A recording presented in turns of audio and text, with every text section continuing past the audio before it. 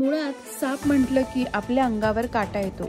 साप हे नुसतं नाव ऐकताच आपल्या मनात एक प्रकारची भीती निर्माण होते। पण सगळेच साप विषारी नसतात, उलट ते भित्रे असतात। याची जाणीव करून दिली ती गुहागरचे नवनियुक्त गटविकास अधिकारी शेखर भिलारे यांनी। रत्नागिरीहून आपलं शासकीय बैठक आटपून गुहागरकडे येताना त्यांना रस्त्यात एक साप दिसला। त्यानंतर पुढे काय झालं ते पहा। ठीक आहे, तर मी गुहागर तालुक्याचा गटविकास अधिकारी शेखर भिलारे रत्नागिरीवरनं मीटिंग करून येत असताना रस्त्यात हा साप दिसला आणि गाडी थांबवली। बघितलं तर गवत्या जातीचा बिनविषारी साप आहे आणि ही व्हिडिओ मी यासाठी काढतोय की त्याच्या तोंडाजवळ मी हात देतोय तरी तो मला चावत नाहीये। याच्यातून मला एवढंच सांगायचं की हा प्राणी किती भित्रा आहे आणि प्रत्येकच साप हा विषारी नसतो, हा बिनविषारी जातीचा साप आहे।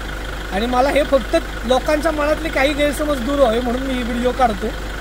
मी प्रोफेशनल सर्पमित्र आहे। मी शेवटची 7 वर्ष हजारो साप पकडलेत म्हणून मी हे करू शकतो। कुणीही हे बघून काहीतरी करण्याचा प्रयत्न करू नका।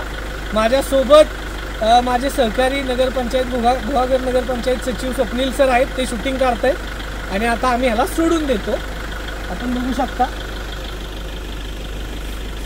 मोबाईल